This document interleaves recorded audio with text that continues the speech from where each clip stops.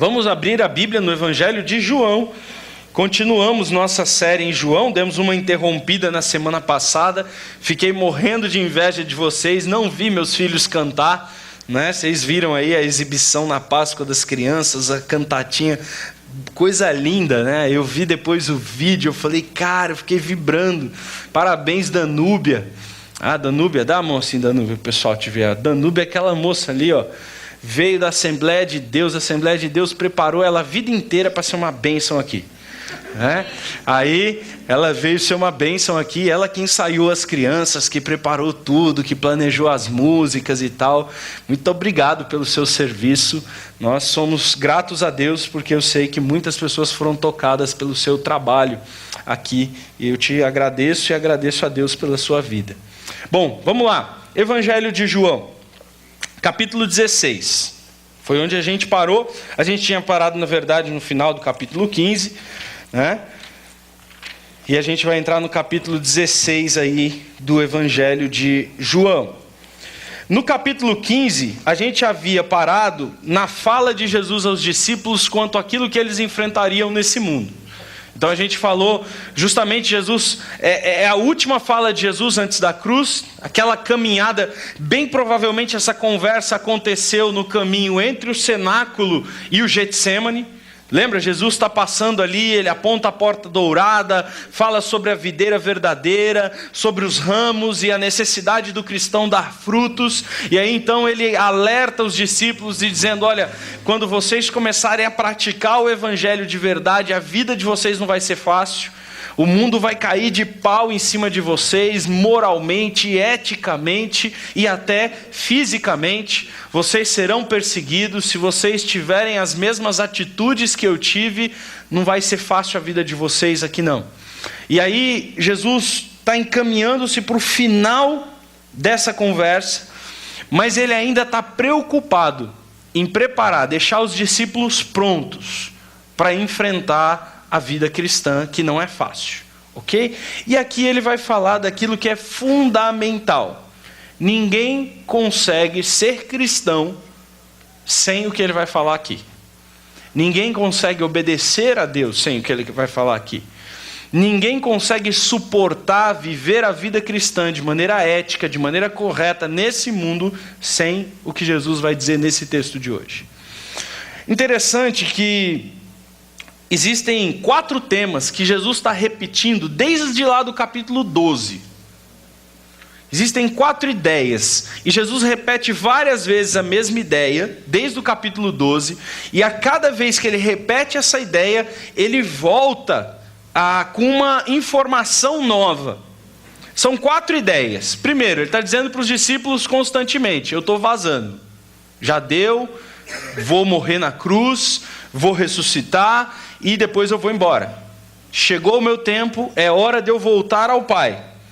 Depois ele está preocupado com a tristeza dos discípulos, porque quando ele diz eu estou indo embora, a gente percebe, a gente já viu lá atrás que os discípulos tinham uma falsa expectativa quanto a Jesus.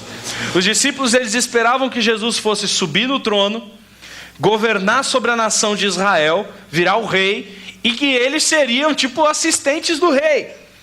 E quando Jesus diz, olha, não é nada disso que vocês estão pensando, eu vou ser levantado no madeiro, eu vou morrer numa cruz, eu vou ser rejeitado, eu vou ser traído, eu vou ser negado pelos homens, e depois disso eu vou embora, eu volto do lugar de onde eu vim, para junto do meu Pai. O coração deles é tomado de tristeza. Eles não conseguem entender a vontade de Deus e estão tristes. E aí então Jesus fala, olha, além disso, essa tristeza que acompanhava o não entendimento do que aconteceria com eles, também Jesus fala para eles, vocês vão ter perseguições. Então os caras já estavam tristes e Jesus diz, e a vida de vocês não vai ser fácil. Mas Jesus o tempo todo está dizendo o seguinte, e ele já disse isso outras 3 vezes desde o capítulo 12. Eu enviarei para vocês o Consolador. Eu vou enviar para vocês o Espírito Santo e ele vai capacitá-los para que vocês não estejam tristes e para que vocês consigam fazer o que eu mandei vocês fazerem, mesmo num mundo que os perseguirá. Então, esses 4 temas são repetidos várias vezes. A partida de Jesus, a tristeza dos discípulos, a perseguição que eles sofreriam e a vinda do Espírito Santo. E isso é uma maneira didática de Jesus reforçar uma informação, repeti-la. E a cada nova repetição ele dá uma informação nova. Então essa leitura que nós vamos fazer agora, do começo do capítulo 16, que vai dos versículos 1 até o versículo 15, ele vai dar para a gente esse panorama. Jesus dá uma volta em todos esses assuntos. Então vamos ler lá. Evangelho de João, capítulo 16, diz assim: Eu lhes digo essas coisas para que não desanimem da fé, pois vocês serão expulsos das sinagogas, e virá o tempo em que aqueles que os matarem pensarão que estão prestando um serviço a Deus. Farão isso porque nunca conheceram nem o Pai, nem a mim. Sim, eu lhes digo essas coisas agora, para que quando elas acontecerem, vocês se lembrem de que eu os avisei. Eu não lhes disse antes, porque ainda estaria com vocês mais um pouco. Agora, porém, vou para aquele que me enviou, e nenhum de vocês me pergunta para onde eu vou. Em vez disso, entristecem-se por causa do que eu lhes disse. Mas, na verdade, é melhor para vocês que eu vá. Pois, se eu não for, o encorajador não virá. Se eu for, eu o enviarei a vocês. Quando ele vier, convencerá o mundo do pecado, da justiça e do juízo. Do pecado, porque o mundo se recusou a crer em mim. Da justiça, porque eu voltarei para o Pai e não mais me verão. Do juízo, porque o governante desse mundo já foi condenado. Há tantas coisas que eu ainda quero lhes dizer, mas vocês não têm condição de suportar agora. Porém, quando vier o Espírito da verdade, ele os conduzirá a toda a verdade. Não falará por si mesmo, mas dirá o que ouviu e lhes anunciará o que ainda está por acontecer. Ele me glorificará, porque lhes contará tudo o que receber de mim. Tudo o que pertence ao Pai é meu. Por isso eu disse, o Espírito lhes contará tudo que receber de mim. Está aí o texto falando sobre a vinda do Espírito Santo. Eu não sei se você percebeu na leitura, mas há um retorno àqueles mesmos temas. Ele está falando da partida, ele está falando da tristeza dos discípulos, ele está falando da perseguição e ele está falando da vinda do Espírito.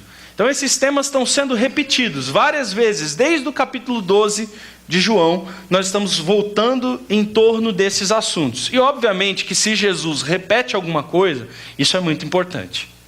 É algo que nós devemos ficar alertas. Bom, vamos ver o que essa leitura que nós acabamos de fazer significa para as nossas vidas. Primeiro, logo no primeiro versículo, Jesus está preocupado com os riscos de tropeçar. A palavra que ele usa aí, escandalizo. Ele diz lá, logo no primeiro versículo, ele diz, olha, não desanimem da fé. Na verdade, a palavra que ele usa aí é a palavra escandalizar. E Jesus está preocupado com uma coisa, que a partir do momento, por causa da tristeza deles e por causa da perseguição que eles sofreriam, o perigo deles se desviarem da fé. E se desviar aí, essa palavra escandalizo, não é simplesmente um tropicãozinho. É aquele tropicão que você se esborracha inteiro, que você estoura a cara no chão. A preocupação de Jesus não é só... eu não gostei muito da tradução aqui da NVT. Jesus não está preocupado com desânimo. É algo muito mais grave do que isso. Jesus está preocupado com a apostasia, com o abandonar da fé. A preocupação de Jesus aqui é de que quando eles começassem a ser perseguidos, surgisse dentro deles o seguinte sentimento: Deus me abandonou, Deus não se importa comigo, Ele foi embora, Ele me deixou aqui sozinho, Ele tem prazer em me ver sofrer, e por causa disso eu não quero mais servir a esse Deus. Então ele está preocupado com um tropeção daquele que pode matar a fé de um cristão, daquele que pode destruir a crença de alguém. A verdade, eu fiquei pensando essa semana, o que pode nos fazer tropeçar? Né? Como que você tropeça na vida? O texto fala para nós duas coisas externas que podem nos fazer tropeçar e duas coisas internas que podem nos fazer tropeçar dentro da gente. Então, João, juntamente com o discurso de Jesus, relatando o discurso de Jesus, nos mostra duas preocupações. Mas antes de olharmos essas preocupações, eu fiquei pensando, por que alguém tropeça? Botei aí algumas coisas. Por exemplo, incerteza. Você já tropeçou andando no escuro? Quando falta luz na sua casa, puf, dá aquele apagão. Ou quando você está na casa de alguém e dá aquele apagão, puf. E você começa a andar pelo caminho sem ter certeza dos obstáculos que estão à frente. Então você não sabe o que tem na sua frente. Você vai meio que tateando, né? Meio que botando a mão, meio que tentando achar os objetos, e você vai tropeçando, né? Aí eu já vi gente tropeçar feio no escuro à noite andando em casa, né? Então, incerteza, não saber o que tem pela frente, né? Você pode tropeçar porque você não sabe o obstáculo que está lá, o tamanho do problema que você tem na sua frente lá. Outra coisa que pode nos fazer tropeçar: falta de visão. Não é só você não saber que tem um obstáculo. Esse obstáculo está encoberto por alguma coisa. Aí você vai e tropeça. Essa semana eu tropecei lá na minha casa por causa disso. Lá em casa tem a cama e em cima o colchão. Só que o colchão é grosso, então ele cobre a ponta da cama. Não dá para ver que tem uma pontinha na cama ali, né? Aquela quina da cama. Não dá para ver, porque o colchão cobre. E aí eu fui passar por ali e arranquei um taio da perna. Tá um buraco na perna lá, porque eu passei e não vi. Não vi que tinha um obstáculo ali, não vi que tinha uma ponta. Só vi o colchão fofinho, né? Falei, vai dar para passar, né? Puf, no meio da noite fui levar o Noah para fazer chipo, arrebentei a perna lá. Então, falta de visão, você não consegue ver os obstáculos do caminho, você não consegue ver os perigos, os detalhes. Outra coisa que pode nos fazer tropeçar é o desconhecimento do que está pela frente, que é diferente dos dois anteriores, né? Incerteza é uma, falta de visão é outra, mas não saber para onde você está indo. Você, por exemplo, pensando aí em fazer uma trilha, eu gosto de fazer trilha. Então, quando eu vou fazer trilha no mato, eu leio todas as cartas da trilha. Então, tem pessoas que já fizeram aquela trilha. E aí a pessoa põe um relato lá, no quilômetro tal de caminhada, você vai encontrar um lugar assim, assim, assado. Tem que ter cuidado, porque as árvores são baixas, e se você tiver com a mochila nas costas, prende. Então é melhor nesse lugar aí carregar a mochila. Olha, nesse lugar assim, tem uma inclinação, é perigoso escorregar para o lado, porque tem um precipício. Então, você se informa do caminho que você tem a percorrer. Quando você não tem essas informações, aí você vai tropeçando pelo caminho. Então eu pensei que há algumas possibilidades, e é justamente isso que Jesus está preocupado. Jesus diz assim: olha, eu estou dizendo isso aqui para vocês antes de acontecer. Eu estou dizendo para vocês quais são os obstáculos que vocês vão encontrar antes de vocês percorrerem o caminho. E eu estou falando isso aqui para que quando vocês estiverem lá no caminho, vocês lembrem. Vocês consigam lembrar que eu já avisei para vocês como seria a sua vida. Quais são os perigos que você tem que ficar alerta? Quais são as coisas que você tem que ficar esperto na vida espiritual de vocês?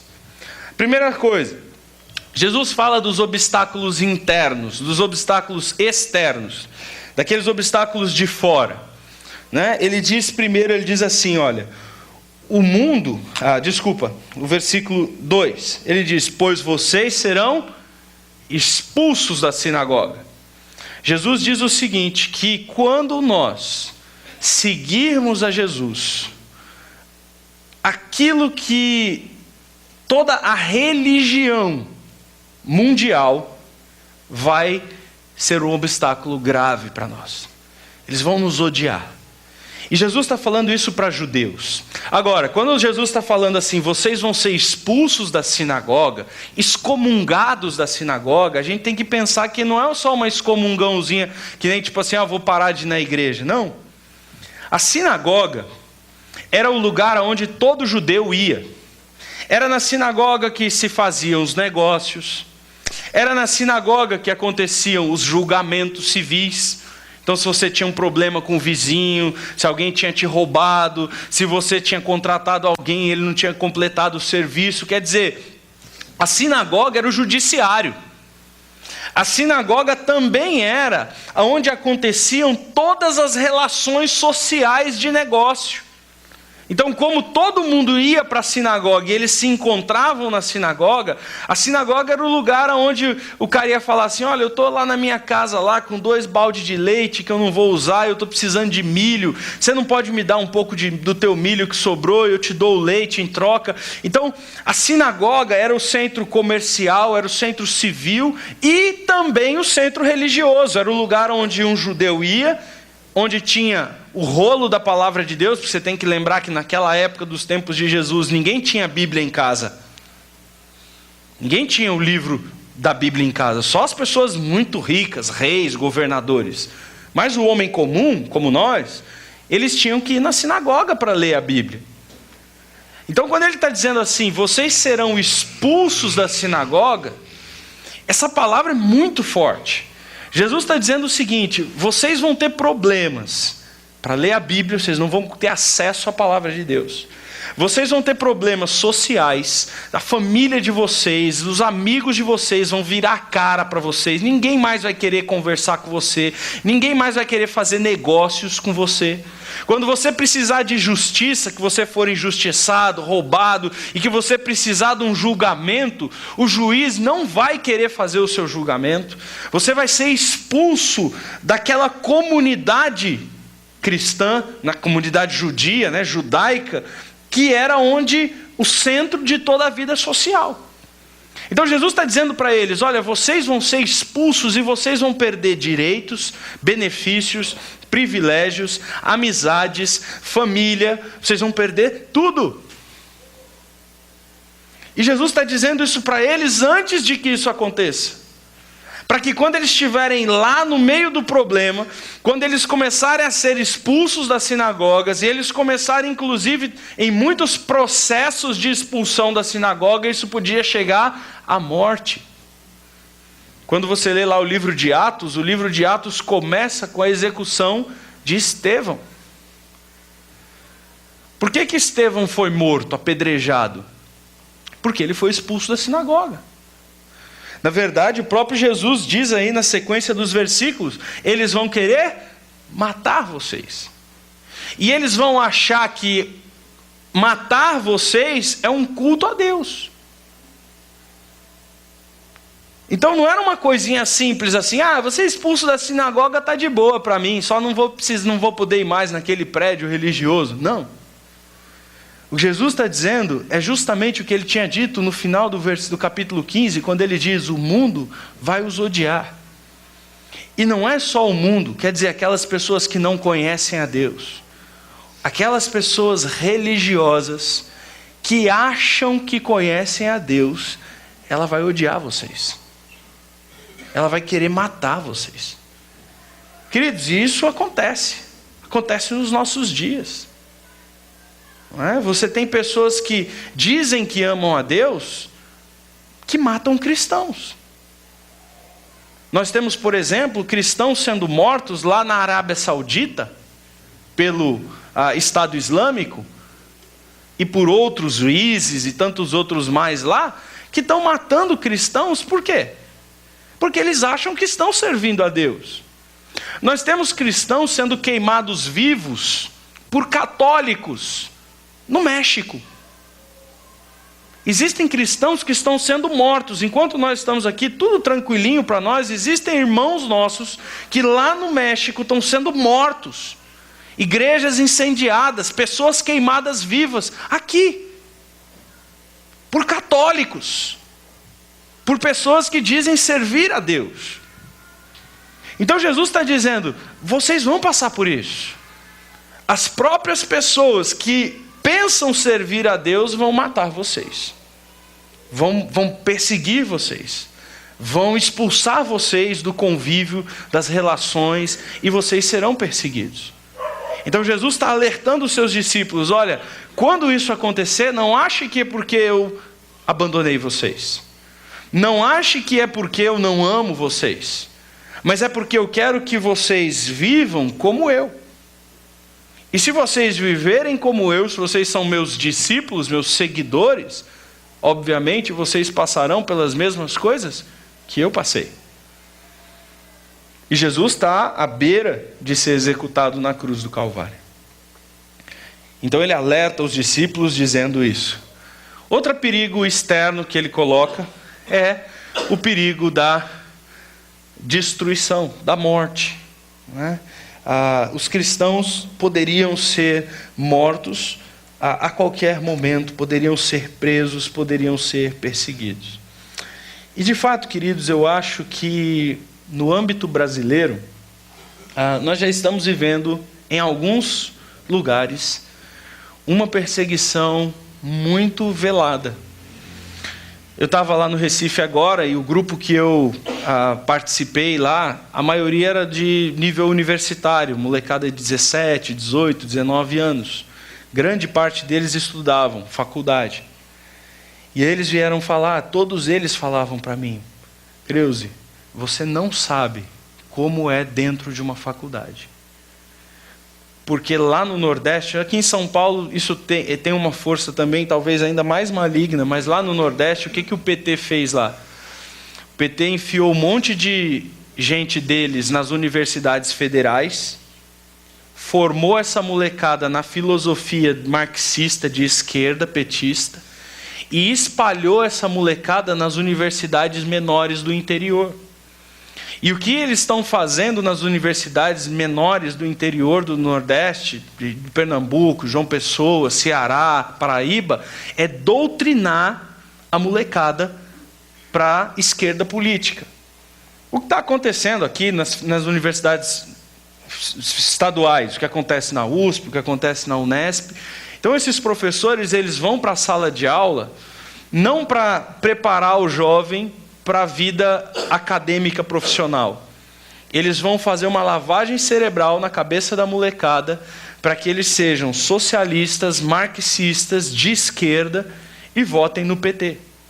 E eles usam das suas cadeiras, das suas posições como professores para doutrinamento político. E isso está muito forte. Então, quando um moleque cristão entra dentro de uma faculdade e ele abre no meio daquela turma, daquele covil de lobos, eu sou crente, meu amigo, você não tem noção do quanto ele é zombado, do quanto ele é ridicularizado, do quanto o professor não perde uma oportunidade para usar a ciência, para humilhá-lo, para subjugá-lo, para envergonhá-lo diante da turma. E muitos, não são poucos não, muitos, talvez até a maioria, abandonam a fé. Abandonam a fé. Desistem de ser cristãos. Viram ateus, viram socialistas, marxistas e simplesmente abandonam a fé. Eu tive uma conversa com um desses meninos que veio do interior e ele falou assim, olha, eu vim nesse congresso, ele falou para mim, como a minha última oportunidade ao Evangelho. Eu vim nesse congresso como uma última oportunidade. Se aqui Deus não falasse comigo, eu realmente ia abandonar a fé, porque na prática é isso que eu já fiz. Na prática é isso que eu já fiz. Lá na faculdade eu já defendo o pensamento ateu, a ideia, o comportamento. Eu já abandonei a fé. Na prática. Eu vou na igreja de domingo, mas a igreja só me dá palha para comer. Eu não ouço pregações bíblicas, eu não tenho respostas bíblicas para aquilo que os professores acusam da minha fé. E aí a única coisa que eu tenho que dizer para o professor é: você está certo. E muitas vezes quando eu chego na minha igreja, eu vou conversar com o meu pastor, ele se sente ofendido de ser questionado, fala que eu não sou espiritual porque eu estou questionando a fé. E aí eu sou atacado lá na faculdade e eu sou atacado na igreja por ser rebelde, por ser questionador, por querer resposta para tudo e não deixar o Espírito Santo falar, porque a letra mata e o Espírito vivifica. Ainda distorcem o texto bíblico.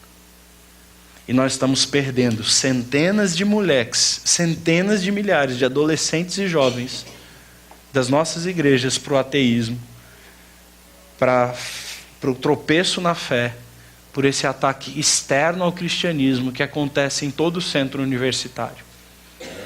Então você que é pai, você que vai botar um filho seu na faculdade, você tem que pensar sobre isso. Você que quer trabalhar com adolescentes e jovens dentro da igreja, a grande preocupação com esses adolescentes e jovens não é oba-oba, não é rave gospel. A grande preocupação com esses jovens é de como nós vamos alimentá-los biblicamente e capacitá-los para bater de frente com um professor desse e calar a boca desse professor. Para bater de frente com um professor desse, sentar com um professor desse e destruir com aquilo que o professor está dizendo, pela profundidade do conhecimento que ele tem da palavra de Deus. Então nós precisamos preparar os nossos filhos, nós precisamos como igreja preparar os nossos jovens, porque muitos estão tropeçando, caindo e se arrebentando, a ponto de deixar a fé, apostasia, porque a igreja muitas vezes não está cumprindo o seu papel. Então Jesus já está alertando os discípulos: cuidado, olha, isso vai acontecer, vocês vão ser perseguidos, e essa perseguição tem um propósito: destruir a fé de vocês. Mas ele também vai dizer que existem perigos internos. Ele vai dizer o seguinte, que existe algo dentro da gente que pode destruir a nossa fé. E ele destaca duas coisas que nos discípulos estava acontecendo ali. A primeira coisa que está acontecendo, Jesus destaca, ele diz assim: eu estou indo embora e vocês não perguntam nada. Vocês não questionam. Ninguém questiona. Ninguém de vocês está perguntando para onde você vai. Agora, se você prestou atenção nas últimas mensagens, você vai ver que Tomé e Pedro perguntam. 2 vezes Pedro pergunta e 1 vez Tomé pergunta. Capítulo 12, capítulo 13 e capítulo 14. Eles perguntam para Jesus: aonde você vai? E Jesus aqui diz: vocês não estão interessados em questionar aonde eu vou. Porque existe um foco diferente. Quando eles perguntam para Jesus: aonde você vai? Eles não fazem essa pergunta para Jesus: aonde você vai? Porque eles têm um interesse sincero e verdadeiro em Deus. Eles estão perguntando aonde você vai porque eles estão preocupados com eles próprios. Eles não estão preocupados com Deus. Eles não estão preocupados com a opinião de Deus. Eles não estão preocupados com a vontade de Deus. Eles estão com medo e estão preocupados em perguntar para onde Jesus vai, para saber como é que eles podem fazer para resolver o problema deles. E quando Jesus diz isso, ele está dizendo: isso é um risco. Isso é um risco quando as suas perguntas e os seus interesses por Deus são autocentrados.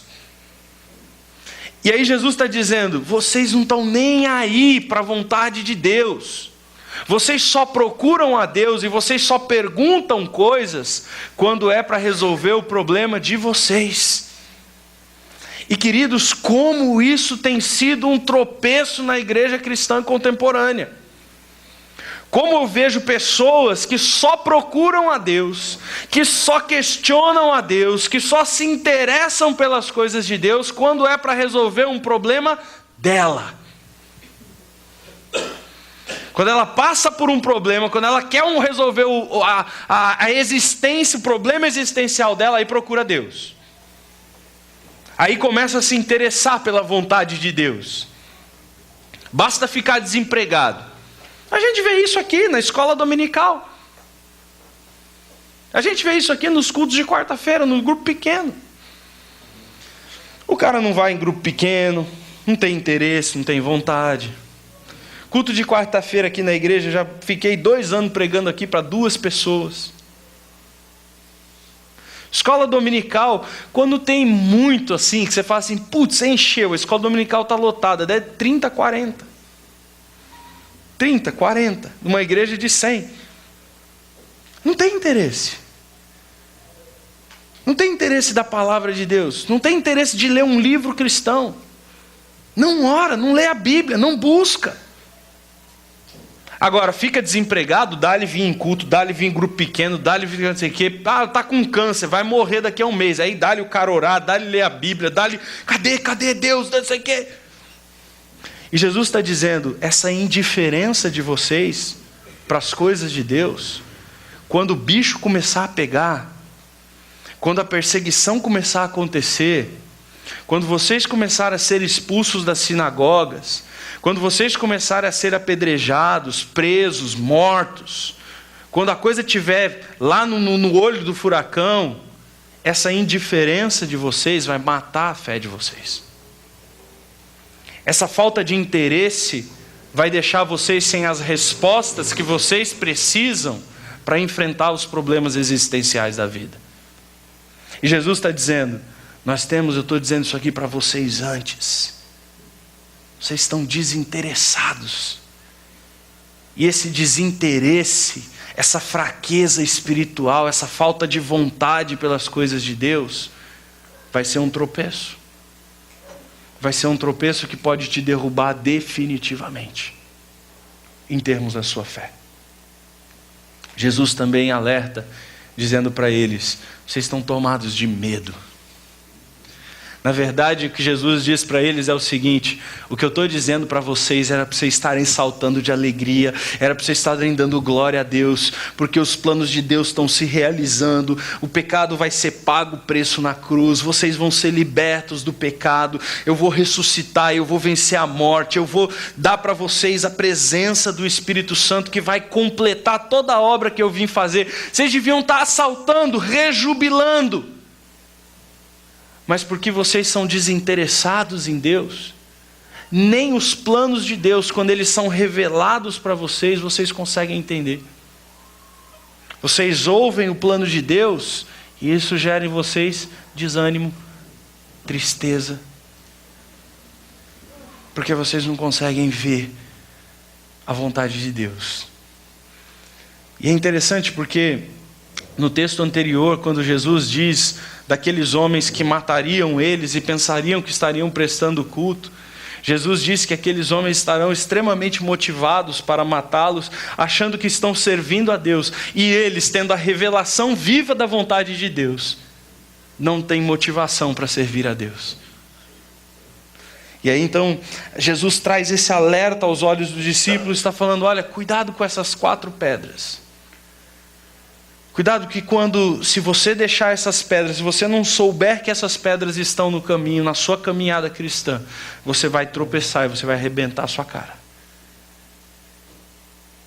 E muitas vezes esse tropeção vai ser um tropeção definitivo, do qual você não poderá levantar mais. Então Jesus está preocupado com esses homens e está dizendo para eles, olha, eu estou falando para vocês antes. Eu estou alertando vocês antes.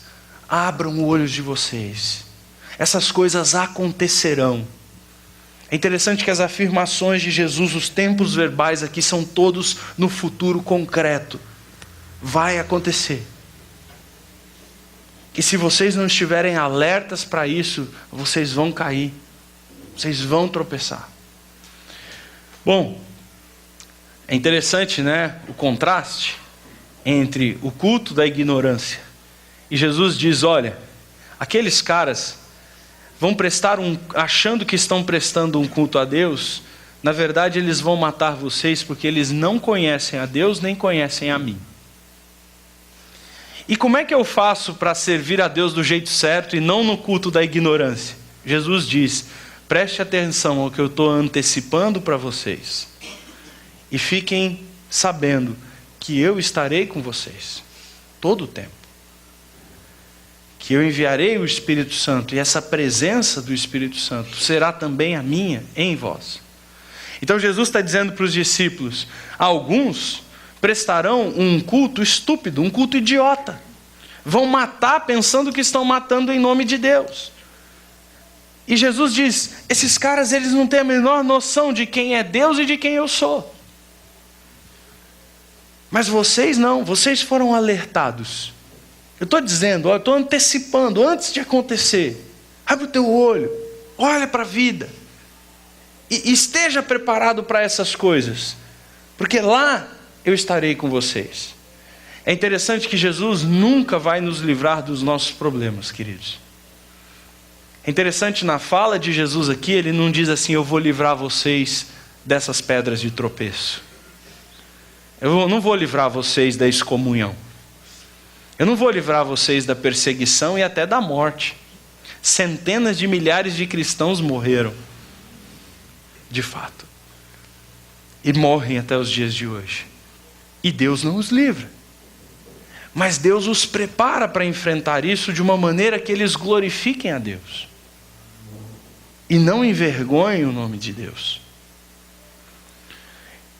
E aí Jesus diz, olha, eu vou, mas eu vou enviar o Consolador.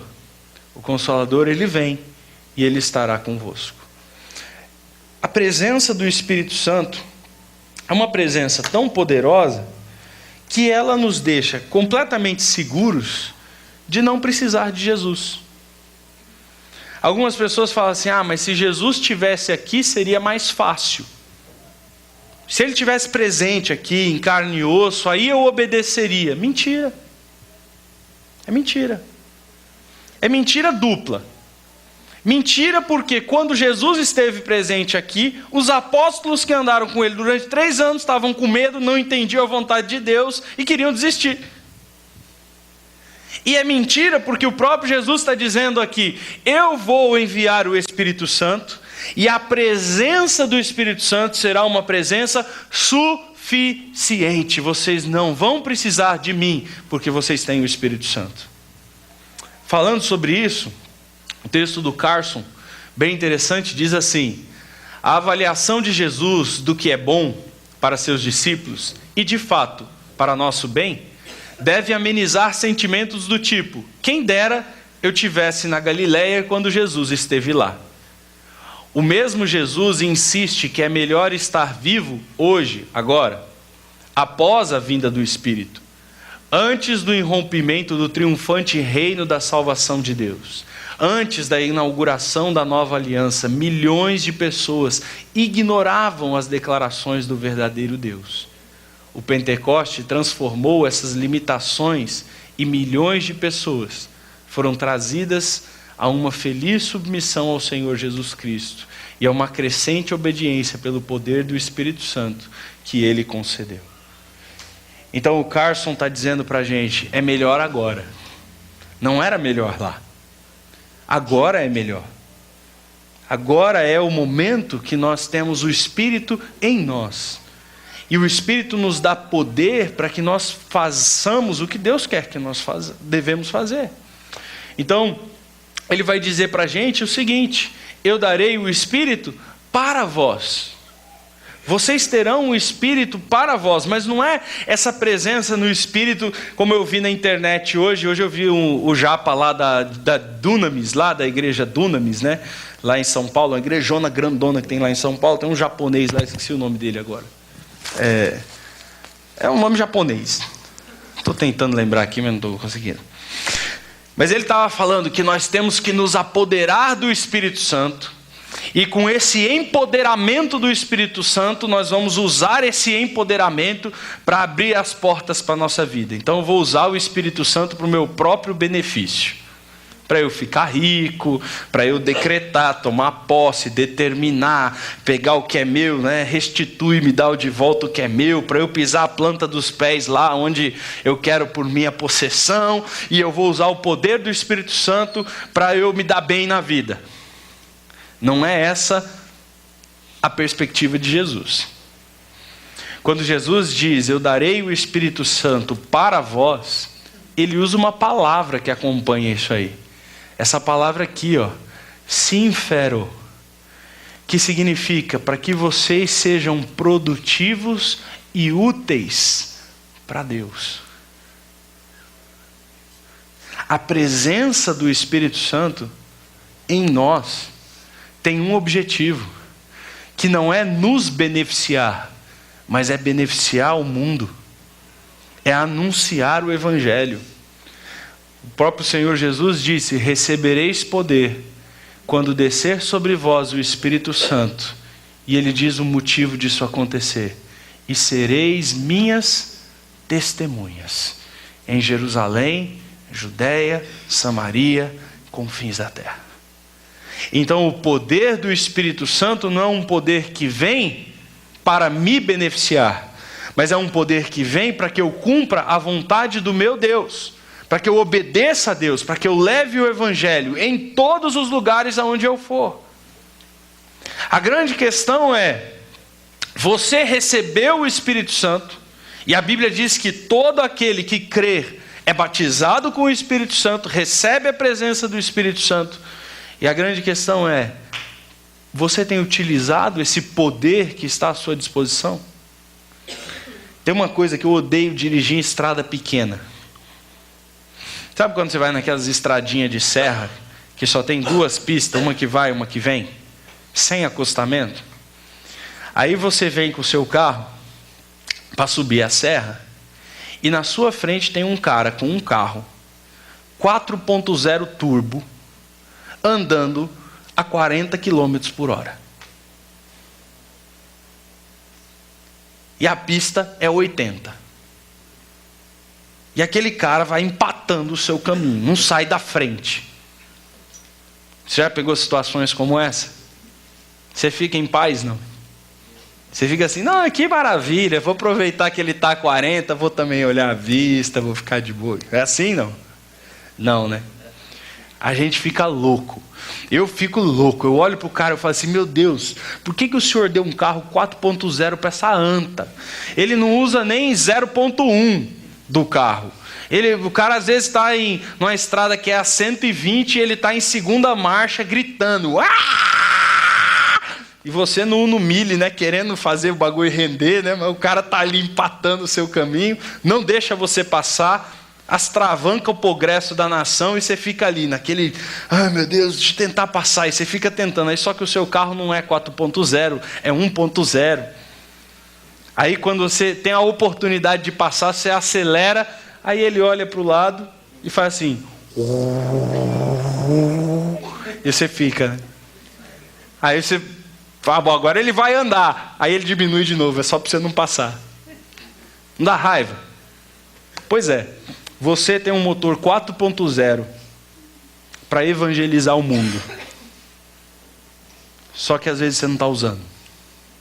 E você é aquele cara no carro da frente, que Deus está atrás falando, vamos filho, pisa isso aí, faz andar esse motor aí. Mas você está lá, na segunda. E Deus esperando que você esteja na quinta andando 80 por hora, mas tu não anda. Não é porque Ele não te deu o motor. A Bíblia diz, o Espírito já foi dado a nós, para que nós sejamos úteis e produtivos na obra de Deus. O triste é ver pessoas que se dizem cristãos, que dizem que têm o Espírito Santo, mas não produzem nada para Deus. Passam pela vida cristã sem nunca ter falado de Jesus para ninguém. Sem nunca ter visto alguém ser batizado pelo seu testemunho. Que entra e sai da igreja e vem só para dar aquela limpadinha no pó do banco. Mas não produz nada. Não tem utilidade alguma.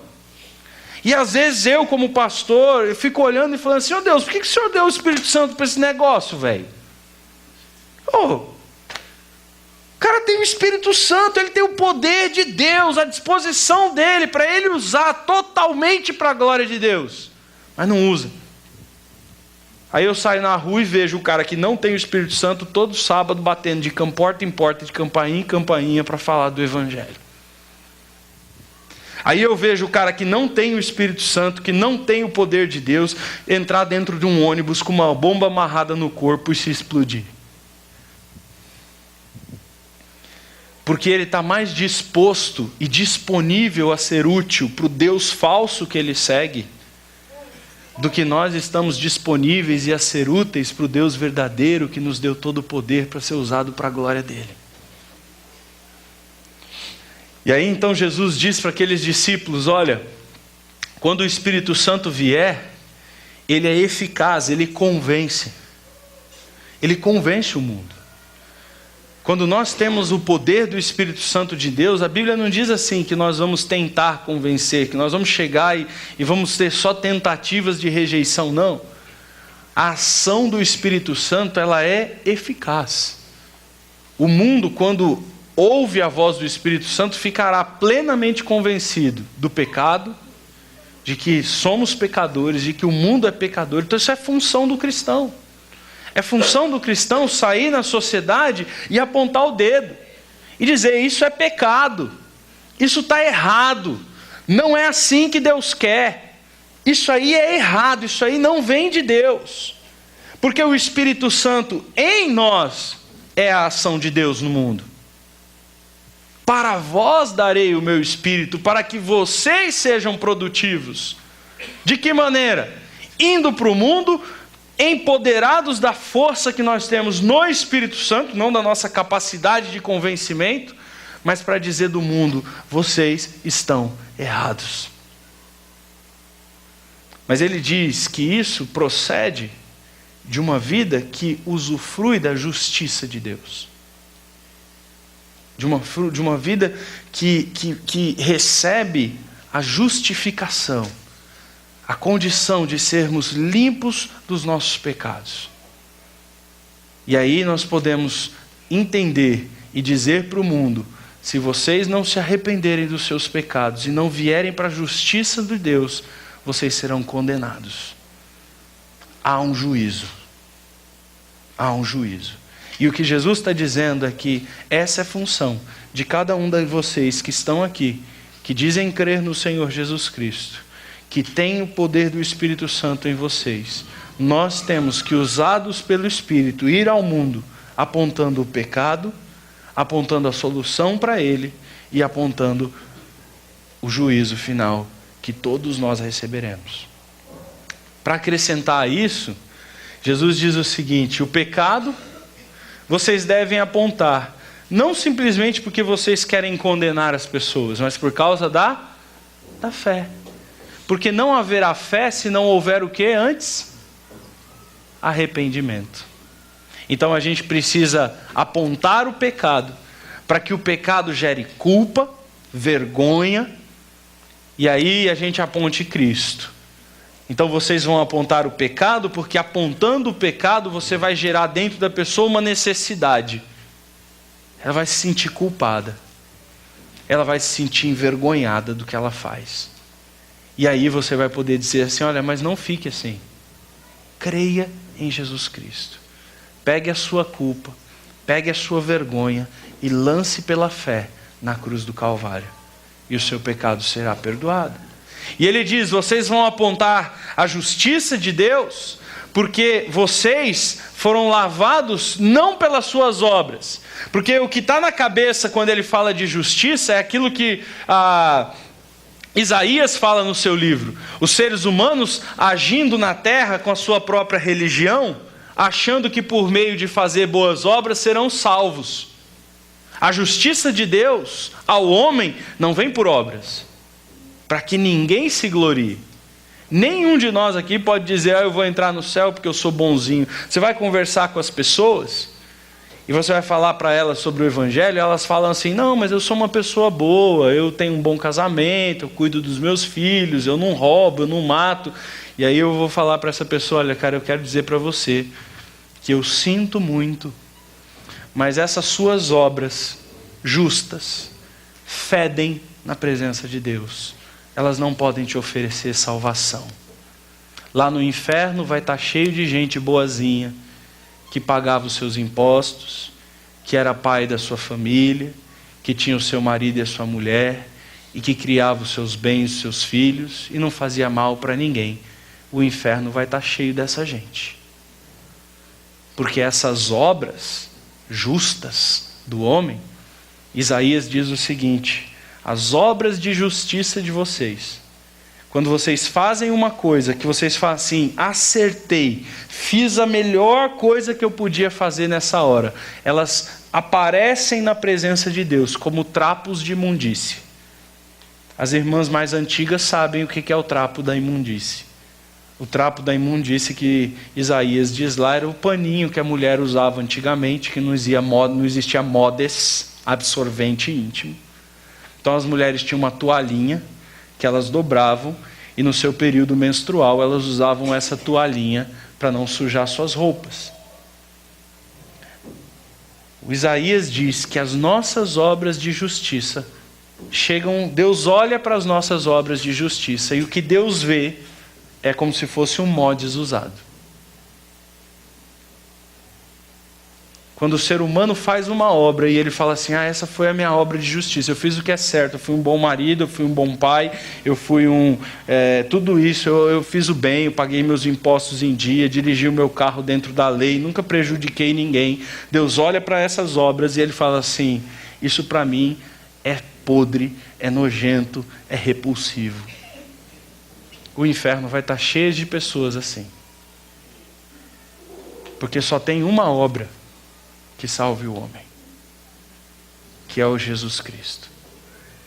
E ele diz: vocês vão anunciar as obras de justiça, porque eu vim, eu morri, eu ressuscitei e eu fui para o Pai.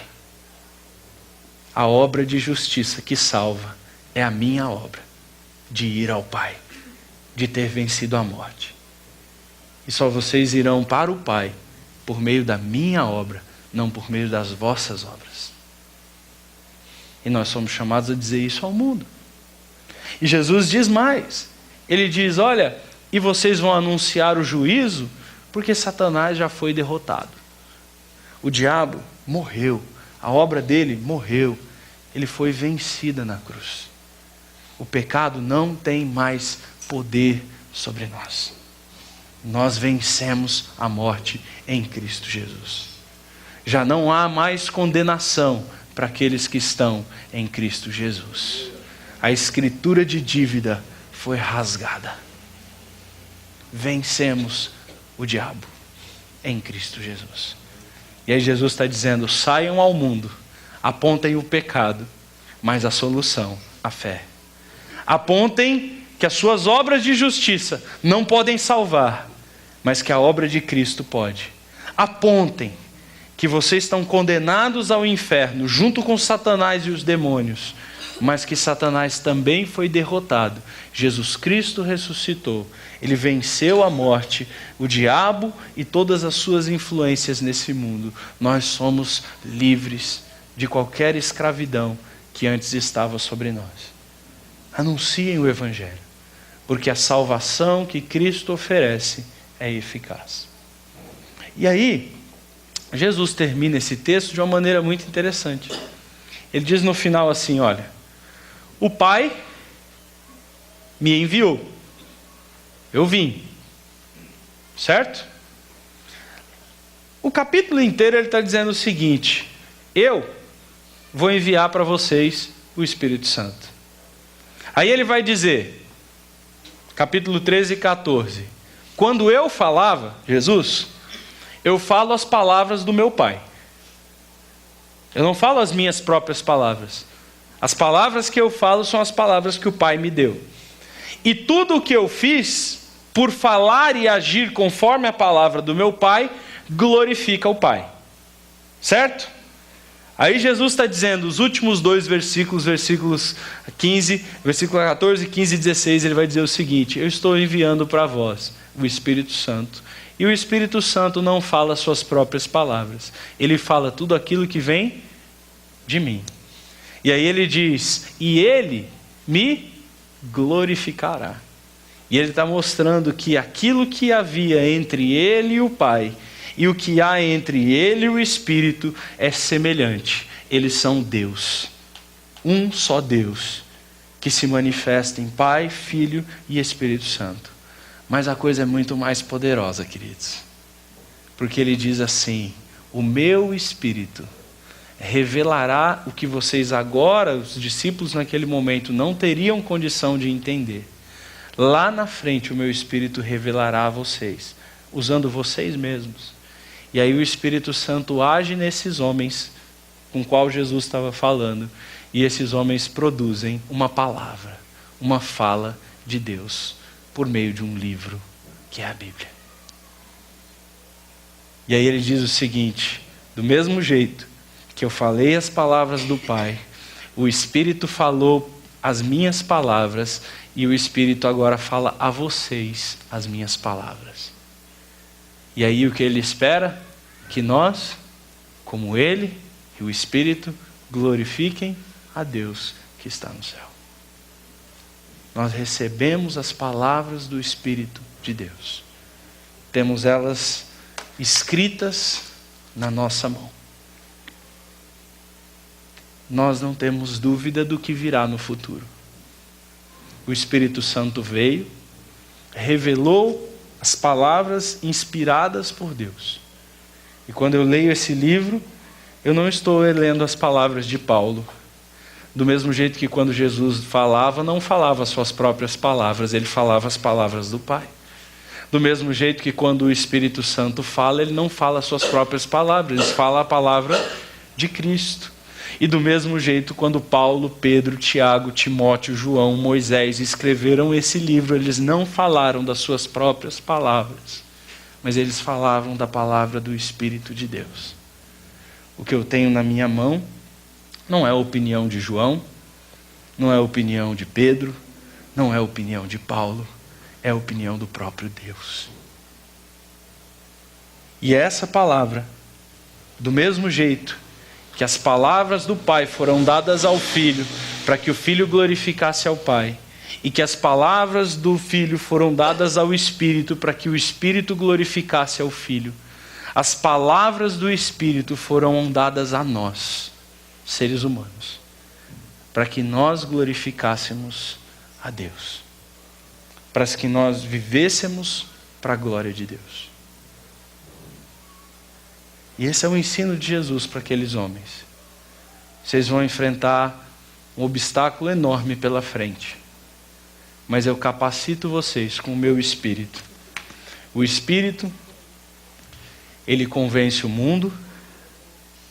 O Espírito, ele ilumina os discípulos para que entendam a palavra de Deus.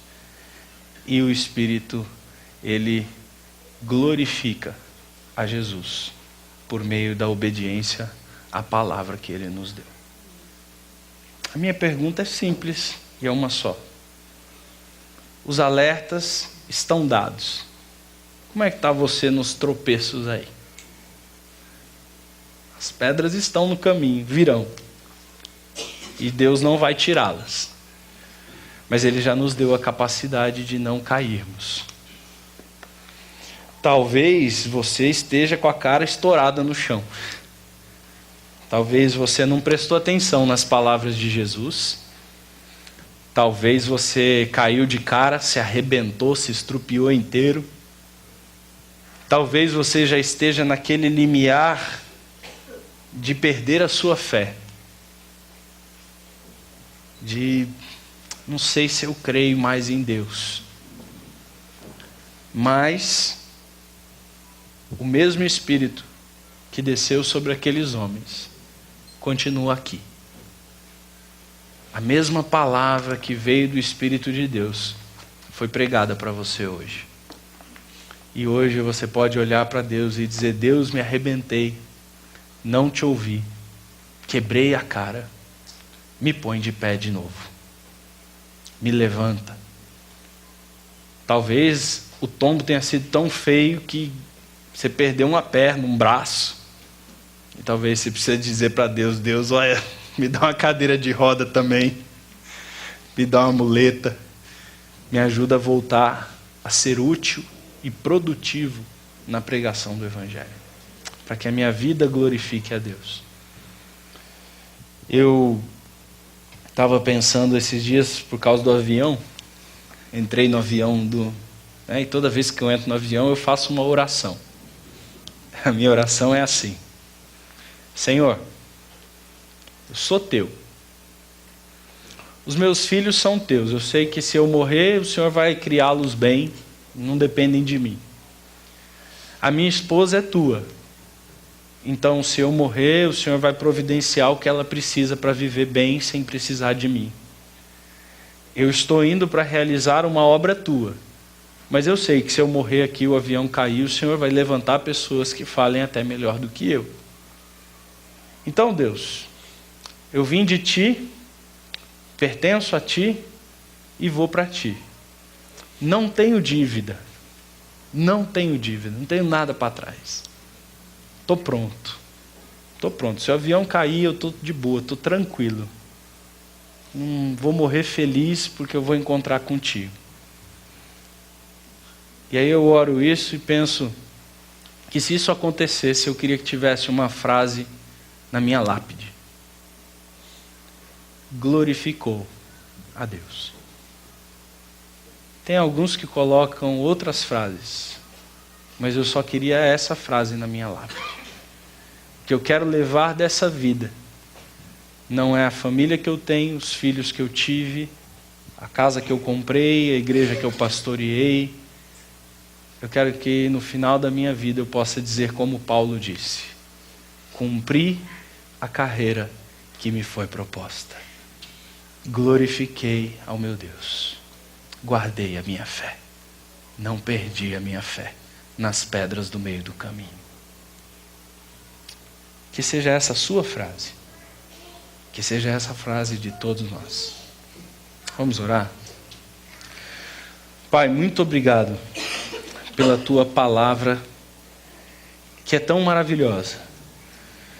Obrigado, Senhor, por este desvelar do futuro, esse desvelar do caminho que nós vamos percorrer, dos perigos que tem por fora e dos perigos que tem por dentro.